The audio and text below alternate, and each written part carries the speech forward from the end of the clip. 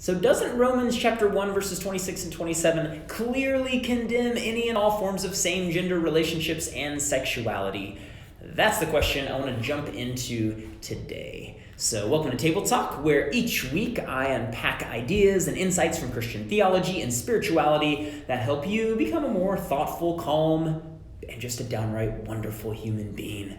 My name is Brett Silver, pastor at The Table, a church in Saxe, Texas, and today is part 4 of our series, Why I'm a Gay-Affirming Christian. So the text we'll be jumping into today is, of course, going to be Romans chapter 1, verses 26 and 27, and this will be a much longer episode than usual, simply because really this passage, it's probably the single most frequently cited text to condemn same-gender relationships from the Bible.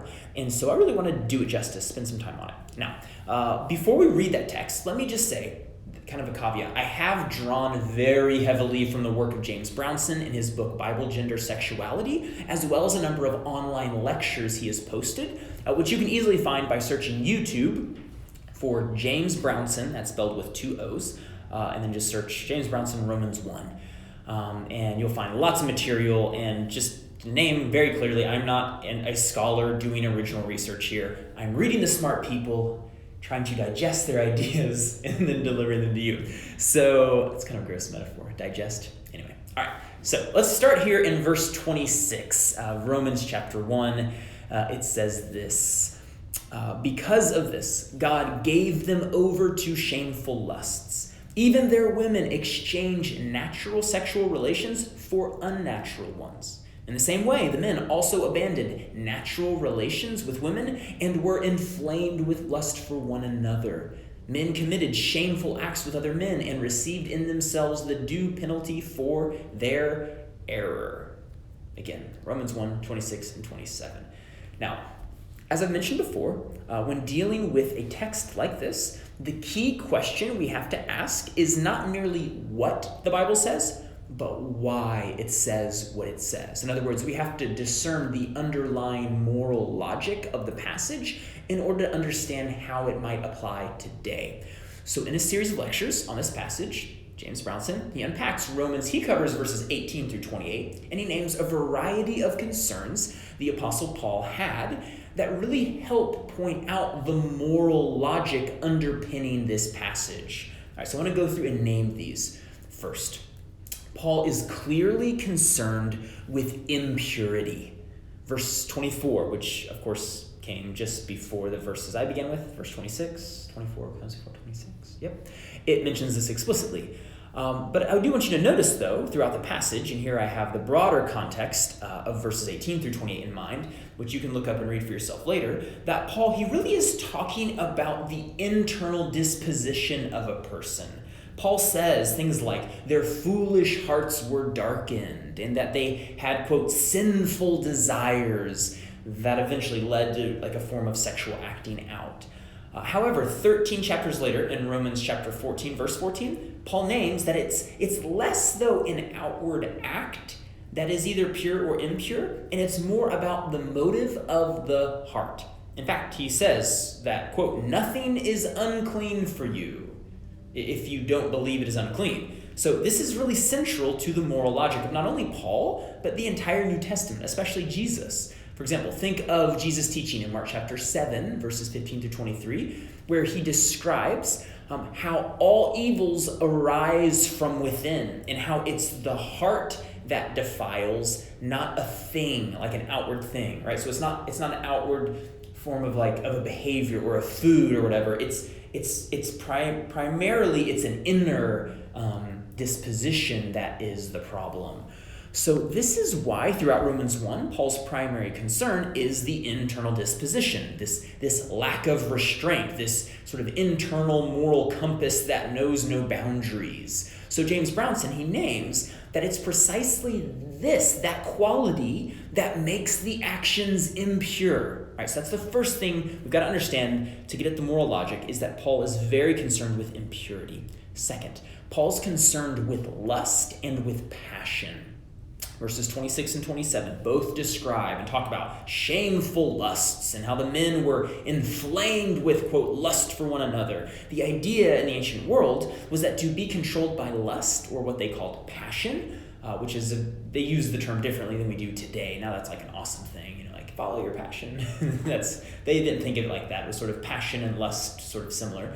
And the reason it was a problem is it was to be controlled by an outside force.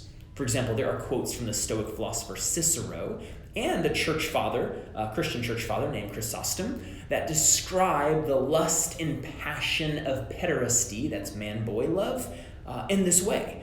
In their understanding, this was driven not by some sort of sexual orientation, but by an excess of desire.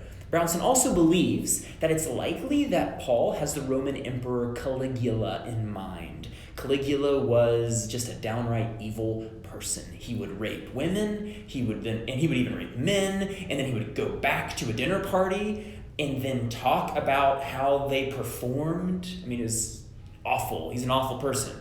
Now, by arguing that Paul is concerned with lust and excess desire, this would push back on a more traditional interpretation of Romans chapter 1, verses 18 through 28, that would want to say, no, it's all about misdirected desire. I don't see that. The text seems pretty clear. It's describing this sort of excessive, slightly over the top, maybe not slightly, very over the top, sort of lustful, driven kind of desire. All right, third, Paul is concerned with what is natural versus unnatural. Now, verses 26 and 27 zero in on this point in particular.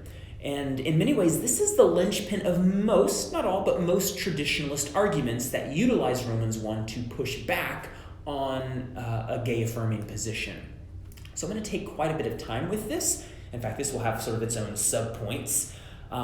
So pointing to Romans 1, folks will say that homoeroticism is it's just unnatural, and therefore blatantly wrong. In fact, I have this conversation almost weekly with someone who's more of a traditionalist, and this is pretty much where they come from. They're just like, it's sort of like a gut feeling, I just know it's just wrong. Why? Just unnatural. And then we'll often, for those more educated, then they'll point to Romans 1. See? Unnatural. However, we have to understand how Paul is using the terms natural and unnatural in this context. So let's get into a little Greek. So the term translated here into English as nature or natural is the Greek term physikos, whose root is the word physis. Now, physis, it's not a Hebrew word. In fact, it's not used by the rabbis until after the time of the writings in the New Testament. And even then, it's used by them when they're trying to articulate ideas to Gentiles, right, non-Jews. And the reason is that physis is a term that came to Paul and other Jewish leaders from Stoic, Greek primarily, philosophy. Now, according to the Stoics, physis has three basic meanings. So first, it can refer to the nature of one's own sort of inner disposition, the doing of what comes by instinct, or what we would call what comes naturally. So as it so happens, we know Paul has this meaning in mind because he uses this term, physis, again, just one chapter later in Romans chapter 2, verse 13, to say just this, that Gentiles, those who do not have the law, that they become a law unto themselves when they do, he could quote, do by nature the things required by the law. That's the term physis. In other words, people who do good by instinct or by doing what comes naturally, they show that they have the law within them, so to speak. All right, so that's a good example from Romans chapter 2. It's the first meaning of physis, doing what comes naturally. All right, the second meaning of physis is doing that which leads to communal well-being, to that which sort of everyone in a given culture knows is conventional. Most would agree that Paul deploys the term in this manner in another passage, 1 Corinthians chapter 11, verse 14, when he asks this question. He says, does not very nature teach you that if a man has long hair, it is a disgrace to him? Now, this moment would have been great if I had long hair. That would have been awesome. All right, oh well, missed opportunity. I wish I could have done a wig. Now, clearly, Paul is deploying the term nature in this context to mean that which is commonly accepted by people in a given culture. Just like in Paul's culture, for a dude to have long hair, that was sort of unnatural. Which, when he said that, he did not, of course, mean that the hair of men in his day didn't grow long naturally. Of course, everyone's hair grows. But he was simply saying it just wasn't the given cultural norm. All right, so that's the second meaning of physis. The third and final meaning of physis, it refers to the biological and material world and the notion of living in harmony with it. Thus, when it comes to the topic of the meaning of physis in relationship to sexuality in the ancient world, what most had in mind would seem to be procreation.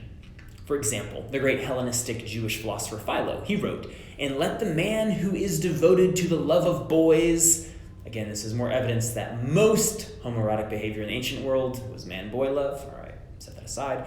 So let me continue his quote. Start over. "And let the man who is devoted to the love of boys submit to the same punishment, since he pursues that pleasure which is contrary to nature." And since, as far as depends upon him, he would make the cities desolate and void and empty of all inhabitants, wasting his power of propagating his species. Now, this differs from the argument of most traditionalists on this topic. For example, Robert Gagnon is the perfect sort of traditional scholar of this, who tries to sort of extend this line of thinking to the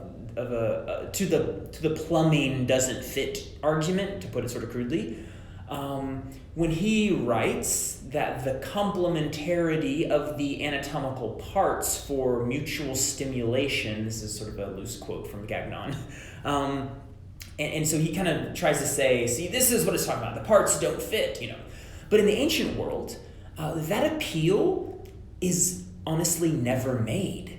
Now, this is a key insight, because it seems to me that this is the linchpin in a lot of traditionalist arguments. It's the parts don't fit, and therefore it's not natural, and therefore God must be adamantly opposed to it. But notice that when an ancient writer is referring to homoerotic behavior as unnatural, what they mean, like at least in the Philo example, is that it is non-procreative, not that the plumbing doesn't fit. And I got that line from James Brownson.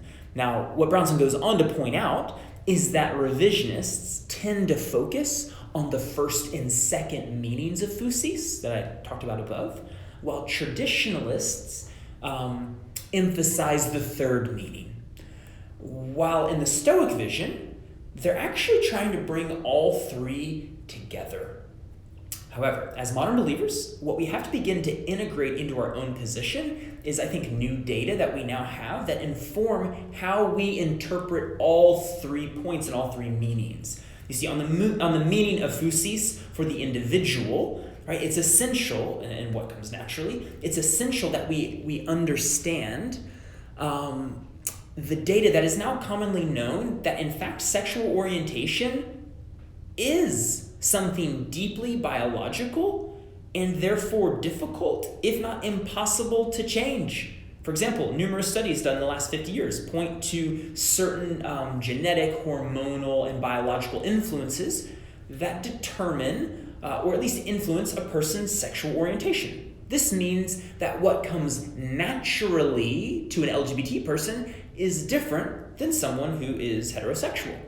Now, on the meaning of physis for the social order in the community, we all understand that social norms are constantly changing, and we have to be really careful of declaring what is the norm from a cultural standpoint to be a timeless truth for all people in all places. For example, it used to be commonplace for Christians to quote 1 Corinthians 11:14 to men with long hair to point out, what godless heathens they were becoming.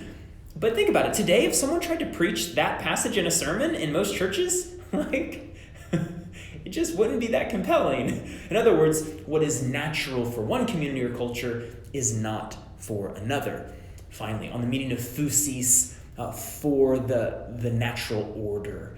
The rise of birth control has really begun to shift our perspective on sex from the more stoic vision of something directed purely towards procreation, and it's directing us towards a deeper understanding of sexuality as a profound act of two people in a marital committed relationship, giving and receiving love and affection. Now again, this is a modern shift in the meaning of sex that the ancients like Philo probably never envisioned. Okay, so what does all of this mean for our purposes today? What it means is that Romans 1 is not the knockout punch that I think most traditionalists assume it to be. And at the end of the day, we have to understand that Paul is deploying Stoic thought for a certain rhetorical effect upon his listeners. He's wanting to stir a sort of sense of righteous indignation in them so that a bit later in Romans, he can say, and actually, you're no better than the Gentiles. It's sort of like he's setting them up. And I think what this means is that we should be very hesitant before declaring on the basis of Romans 1 that LGBT people who are longing to experience the stability and companionship of marriage are therefore disqualified from ever doing so. Instead, what we should insist on is the heart of Romans 1, right? That they live in harmony with themselves, others in the natural world. Phusis, right? Biblical. That they should keep their hearts and minds pure. That they should never be driven by lust or the desire to exploit or abuse another person, and that instead they should live lives of devotion and sacrificial love for their spouses. It seems to me that is exactly what Jesus and even Paul, were he alive today, would be most concerned about. Now, is that an interpretation of Romans 1 that I'm giving you? Do I know for certain what Paul or Jesus or whatever they would say like in this? No, I don't know that. I'm saying that it seems to me that does get at the heart of the moral logic and the heartbeat of the concern that Paul has in Romans 1. All right, that is all for today. Congrats to those of you who hung in here for this very long video. If you enjoyed this, please go ahead and click the like button, comment below, share it with a friend, and if you want to ensure that you don't miss future episodes, you can go ahead and subscribe to my channel on YouTube or my podcast, most anywhere podcasts are offered, by searching Brett Tilford Table Talk. Grace and peace.